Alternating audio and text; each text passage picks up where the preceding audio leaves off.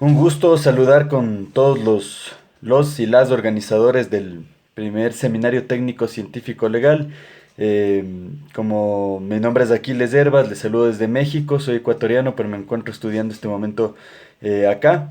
Y es un agrado inmenso colaborar con esta iniciativa de tipo académica en la cual se quiere establecer o retomar el viejo puente entre la cultura y el derecho, porque finalmente el estudio entre la antropología y el derecho tiene que ver con la relación entre la cultura y la norma, digámoslo en términos más genéricos. Eh, Además del saludo especial siempre al compañero Gerardo, que fue quien específicamente, Gerardo Santillán, hizo la invitación sobre esta actividad académica. Me parece a mí que, como les venía diciendo, podré estudiar o esta breve exposición que vamos a hacer como de entrada hacia la relación que existe entre la antropología y las normas, implica poder comprender el puente existente entre la cultura y la norma. Sin embargo, esto lo decimos por pedagogía, por didáctica de alguna manera, porque no son elementos separados, como, cual si se tratara de compartimentos. Más bien se trata de elementos que son parte de un mismo entramado social. La cultura es la norma y la norma es la cultura, ¿no? Sin embargo, por didáctica y también la academia ha hecho estas separaciones disciplinares. Se tiende a estudiar la antropología por separado, el derecho por separado, y después se intenta hacer esfuerzos transdisciplinarios. En el caso nuestro, digamos, en el campo jurídico, generalmente nosotros cuando escuchamos de antropología es porque se refiere a la antropología forense, como muchos de quienes están conectados en este seminario habrán escuchado, que está vinculada cercanamente con la criminalística, con la medicina forense, con algunas disciplinas más específicas todavía como la tafonomía, que tiene que ver con los procesos de fosilización, la formación de yacimientos de fósiles y también fosilización de cuerpos óseos. Todo esto en relación a la vieja disciplina de la antropología forense que permite la investigación en términos delictivos. Este es, digamos, el vínculo más directo de disciplina que ha existido tradicionalmente entre el derecho y la antropología, pero no es el único. Lamentablemente otros puentes fuertes no han sido explotados como se debería. Entre ellos la relación fuerte que existe entre la creación de la norma en base a un contexto cultural que vendría a ser la antropología jurídica como tal. Eh, También hay una vieja relación, digamos, de este siglo, o posiblemente de un siglo y medio, entre lo que se denominaba la justicia y la antropología, o los estudios sobre antropología de la justicia. Son estudios importantes de corte occidental, poco abordados en nuestra región. Las escuelas generalmente de derecho en la que nosotros estudiamos no tienen en sus mallas lastimosamente una materia estricta que permita hacer estudios de la cultura. De manera indirecta se roza en algunas otras materias, pero se debería. Bien, entonces cuando me plantearon esta exposición estuve pensando cómo en una muy breve intervención puedo estructurar unos tres o cuatro temas que puedan ser útiles para la persona que está formándose a través del seminario. Entonces, finalmente decidí hacer una breve exposición rápida de autores antropológicos que estuvieron muy cercanos al derecho, tanto en su formación profesional como en la producción de sus obras.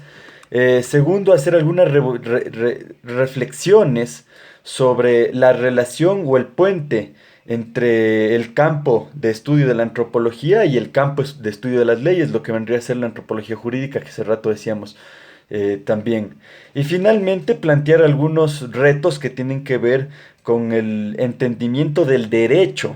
No de la abogacía como ejercicio profesional, sino del derecho como disciplina, de las instituciones jurídicas a la luz de un contexto de tipo social, y citaremos unos dos que tres ejemplos para que esto no se quede muy abstracto, sino que pueda ser concreto. Entonces, bien, para empezar, en el primer elemento, desde la antropología, en esta disciplina, en esta profesión, estudiamos un catálogo de autores bastante amplio, ¿no? Hay corrientes de la antropología que por obvias razones no vamos a expandir hoy, porque vamos a escoger de ese catálogo amplio de antropólogos aquellos que tuvieron algún trabajo cercano a la conformación del puente cercano entre la antropología y el derecho. Algunos de ellos, de hecho, tenían esa doble profesión. Si bien escribían y eran antropólogos en su ejercicio, también se habían formado como abogados. El primero no es de mis preferidos, corresponde a una corriente llamada antropología evolucionista y, digamos, es una de las corrientes que en antropología procuramos superar, sobre todo desde la crítica antropológica. Él es Lewis Henry Morgan. Este es un antropólogo estadounidense que vivió en el siglo XIX, prácticamente su vida fue durante todo el transcurso del siglo XIX. A mediados de este siglo ejerció como abogado, pero en lo posterior realizó estudios de culturas indígenas asentadas en lo que se conoce como Aridoamérica, que es el norte de México, incluido y el sur de los Estados Unidos. Entonces en esta zona se asentaron, pues, como hasta ahora, se asientan varias culturas indígenas que estudió este autor. El libro más conocido, más famoso, fue La Sociedad Primitiva, que es el motivo por el que procuramos ya superar lo que tenía que ver, es como un estudio de la evolución social, y a veces la palabra evolución nosotros la utilizamos una y otra vez y en derecho también, aspiramos que nuestras normas evolucionen, pero ya los estudios culturales contemporáneos nos han hecho o nos han permitido comprender tanto en la antropología como en otras ciencias que esa vieja idea de sociedades primitivas, sociedades bárbaras y sociedades civilizadas es una noción lineal errónea que Occidente creó en el campo de la antropología para tratar de clasificar jerárquicamente a las sociedades y decir que hay sociedades inferiores y sociedades superiores.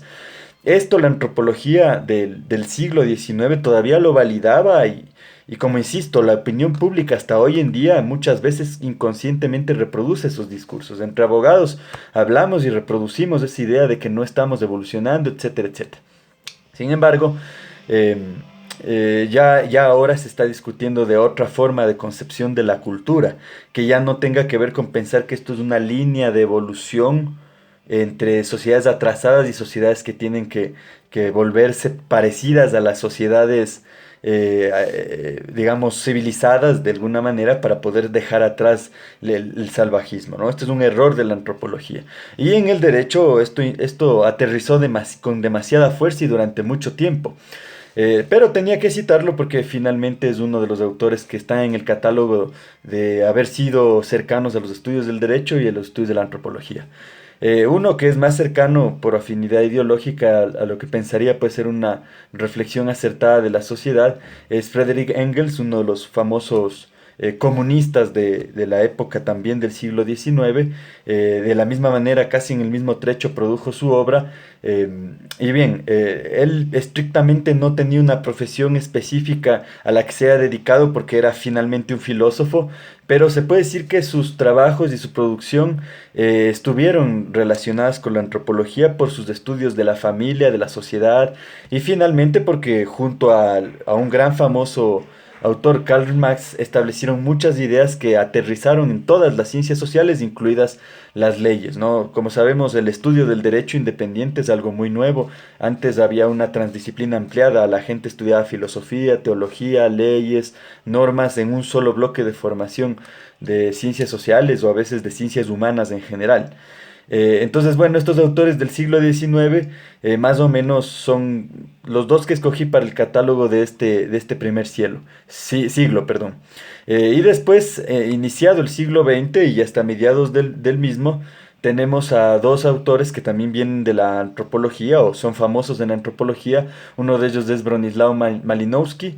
Eh, él se centró, más o menos trató de estudiar las instituciones sociales en términos de las satisfacciones humanas y de qué manera el encuentro de fuerzas sociales permitían la garantía de la obediencia de para obedecer las normas. Este es un principio general que planteaba Malinowski finalizando el siglo XIX, pero su obra fue más o menos del primer tercio del siglo XX. Junto a él en la misma época estaba Ragnhild Brown. Eh, Él también, de hecho, Malinowski era como tutor o profesor de Radcliffe Brown, y por lo tanto inicialmente tenía una línea muy cercana de estudios respecto de la conformación de las sociedades. Sin embargo, después planteó sus investigaciones con ya cierta independencia, con cierta autonomía, y él también desmarcó de la línea evolutiva, pero se trató de dirigir a lo que se entiende ahora fueron grandes avances del estudio antropológico, que fueron utilizados para algo que se concibió después como el derecho primitivo, que no tiene que ver con la idea de las sociedades primitivas del evolucionismo.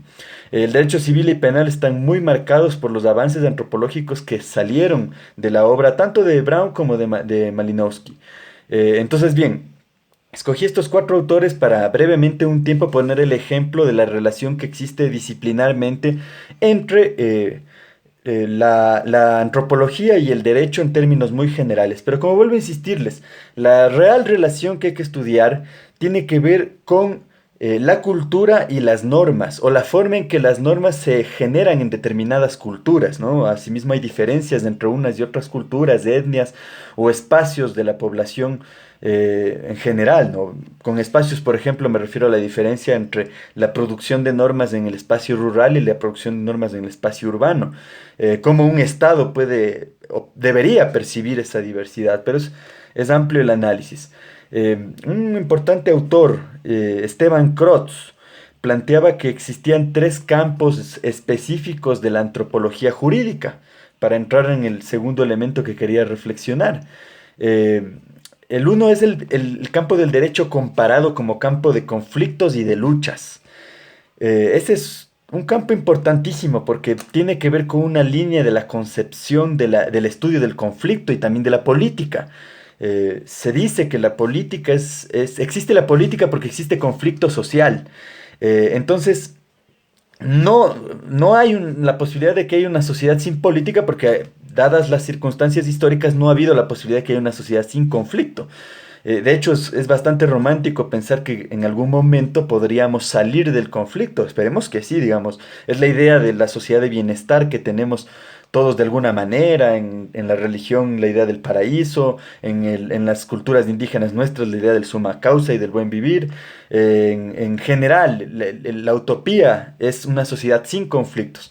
Pero mientras tanto, la sociedad permanentemente tensiona conflictos y de hecho el derecho es el resultado de los conflictos. La política es el procesamiento de los conflictos, pero el derecho es el resultado de esos conflictos y la respuesta organizada de esos conflictos.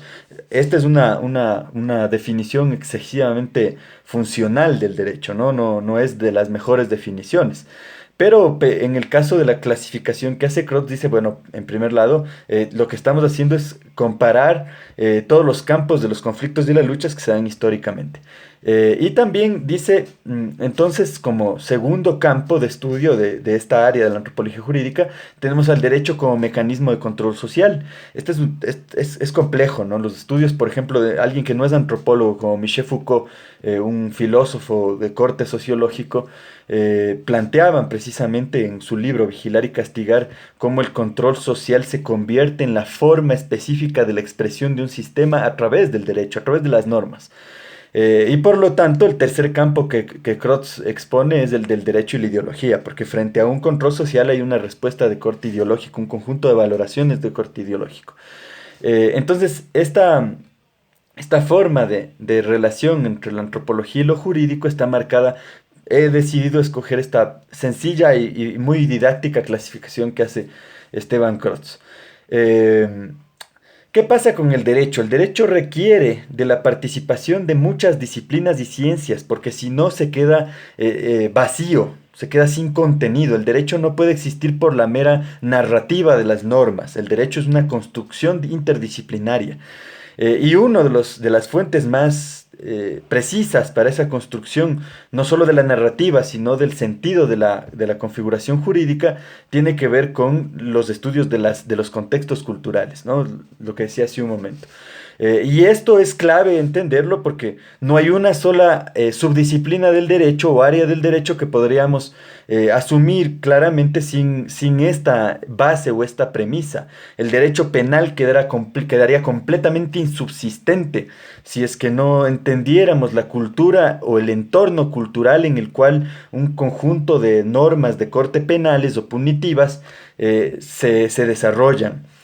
Segundo, el derecho civil, la forma en la que nosotros nos relacionamos en el campo civil, en el campo de los particulares, en el campo de los contratos, en el campo de los derechos sucesorios, etcétera, ¿no? Cualquiera de las instituciones jurídicas serían incomprensibles si no entendemos la forma de valoración cultural que tenemos sobre bienes intangibles o tangibles, bienes intangibles o jurídicamente intangibles como la vida, o bienes tangibles como el intercambio de bienes, etcétera, un contrato de corte civil.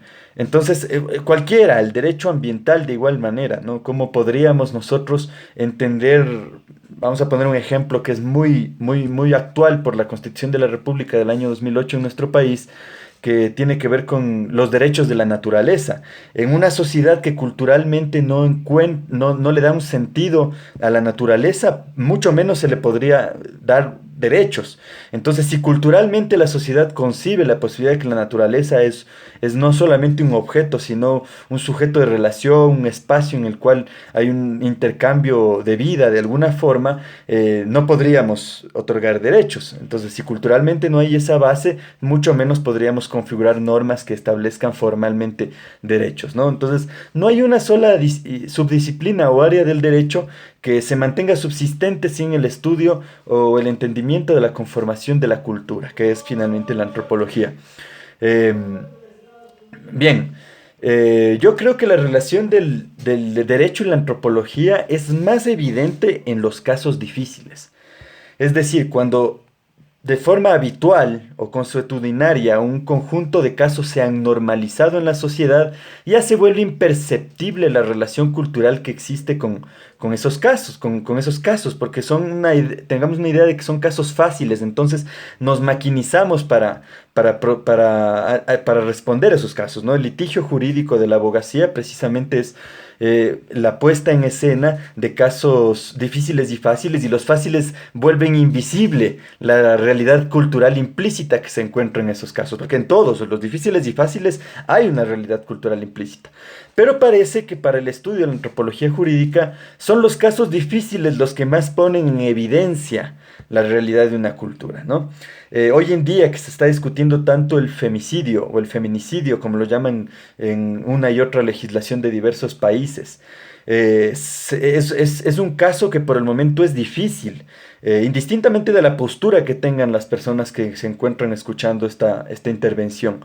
Es difícil en el sentido de que ha requerido que culturalmente una sociedad vaya teniendo un conjunto de transformaciones para que pueda ser, en este caso, positivado y llevado a legislación.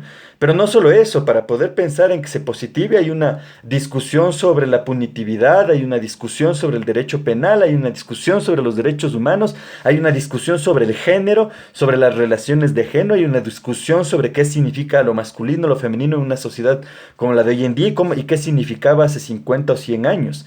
Entonces estos casos difíciles ponen en evidencia con más facilidad el estudio cultural antropológico que se hace paralelamente, no de manera previa, no es que se hace una cosa después de otra, no es que primero vamos a resolver el entendimiento cultural y después vamos a emitir normas o a establecer un debate sobre las normas, no, de manera paralela, pone en evidencia la dificultad, porque de alguna manera nos convocan a que la técnica jurídica se vaya amoldando a los procesos de transformación de la cultura presente, contemporánea, como el entendimiento de la cultura pasada. Y además, ¿qué pasa con los casos difíciles? Que hay un término que en antropología utilizamos mucho, que dicen, cuando hacemos nuestras investigaciones antropológicas, tenemos que cuidar con especial atención no caer en algo que llamamos el etnocentrismo. ¿Qué es el etnocentrismo? Es que fruto de nuestra conformación paradigmática cultural, es decir, una especie de contexto en el que nos hemos criado, nuestra forma de ver el mundo, los principios, los valores, el bien, el mal, etcétera, etcétera, la moral, estemos cayendo en sesgos de prejuicios sobre elementos de otras culturas, de otras etnias, de otros espacios que no son aquel que configuró nuestro paradigma. Uno de los elementos claves o ejemplos claves para entender eso es la posición paradigmática y después jurídica que tenemos, por ejemplo, para entender la justicia indígena. Si es que nosotros nos empeñamos en entenderla alrededor de nuestros parámetros, nuestros cortes de configuración paradigmática, no vamos a poder comprender la profundidad de un modelo distinto que sale del sesgo que tenemos, ¿no? De modelos socioculturales holísticos que son distintos al etnocentrismo en el que podríamos caer si es que mantenemos etnocentrismo en el sentido que mantengamos una posición cerrada frente a eso. Si nos abrimos, romperemos el etnocentrismo y antropológicamente o humanamente o socialmente podemos comprender las instituciones sociales, socioculturales y por lo tanto jurídicas y normativas de algo como la justicia indígena. Entonces, esto pareciera que no fuera complicado, pareciera que no tiene mucha influencia en nuestra conformación, en nuestra función profesional, pero sí, no solo para poder ser un buen abogado o una buena abogada en el caso de quienes atienden su oficina y tienen sus litigios, sino también porque los jueces van a tocar temas de ese tipo, ¿no? O sea, el juez va a entrar frente a la diversidad cultural y si es que no sale del etnocentrismo y que nosotros podríamos traducir en lenguaje occidental el prejuicio, su producción de justicia, su conformación de lo justo y lo injusto va a ser desacertada. Entonces, esta forma de aparatos culturales se van construyendo alrededor de la antropología y el derecho como un entramado complejo, pero que nos permiten ir entendiendo las conductas sociales. Entonces, la antropología jurídica sobre todo permite hacer una profundización de esas conductas sociales. Em,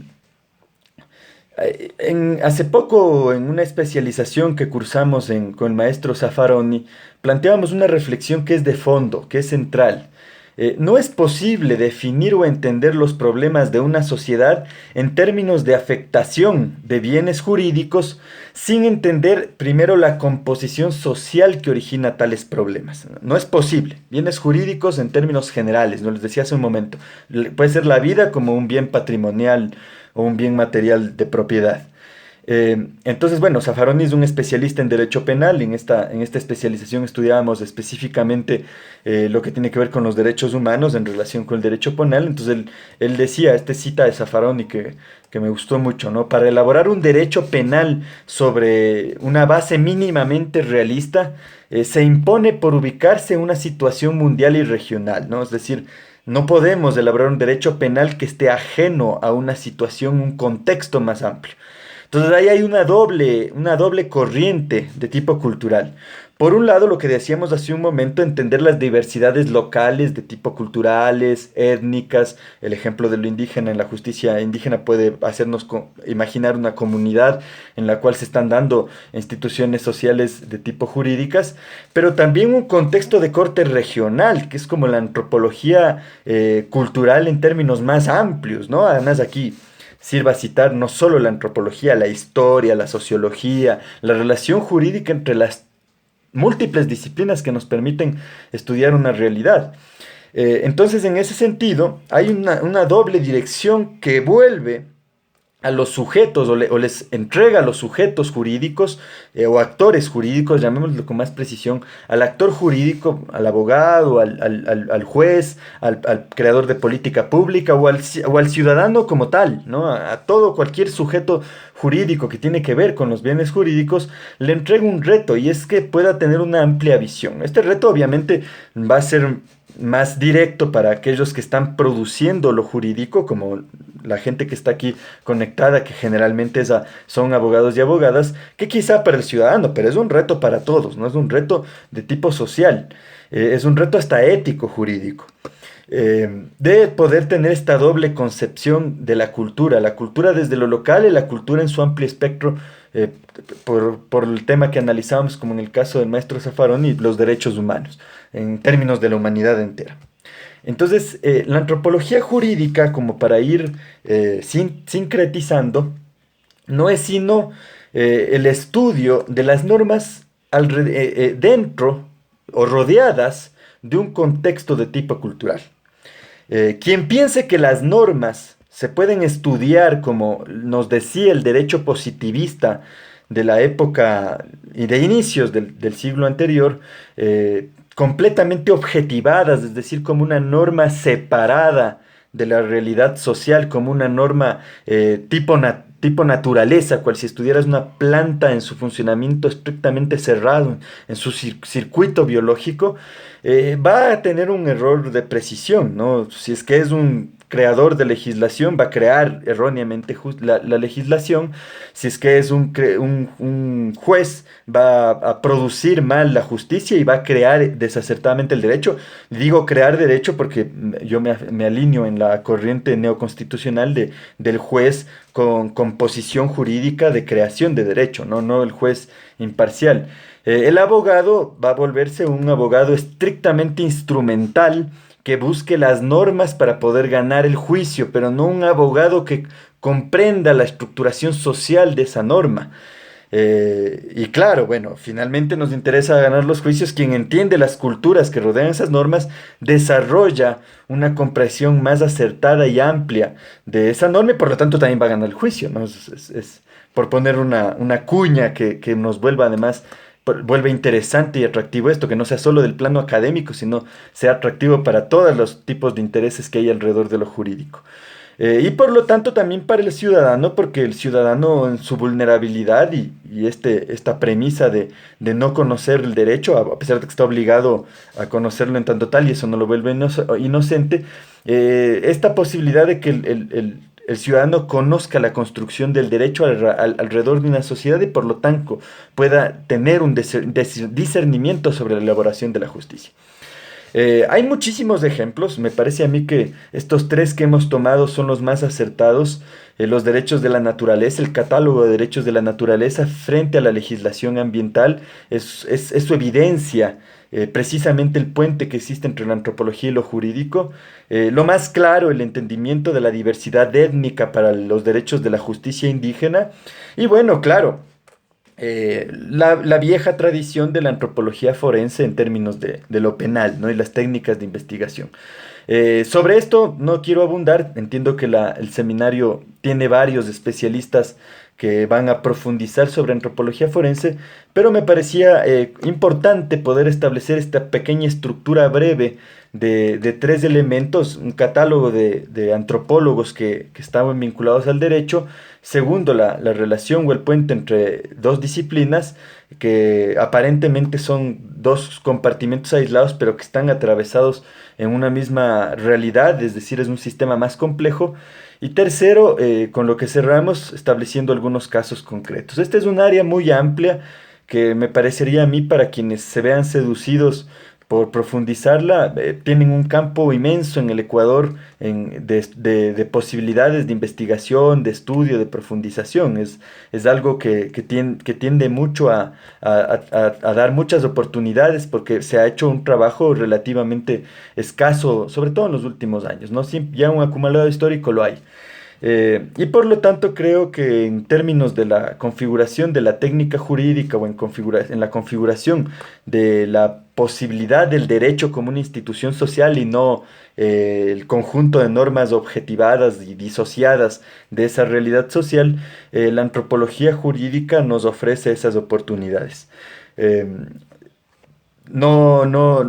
Bienvenida a cualquier consulta en el canal, en los espacios que se entreguen al respecto. Los contactos están dados a la organización. Es un gusto estar en contacto y esperemos que haya sido útil esta muy breve exposición esta exposición de apertura sobre la relación entre la cultura y las normas. Muchísimas gracias por la atención y hasta una próxima oportunidad.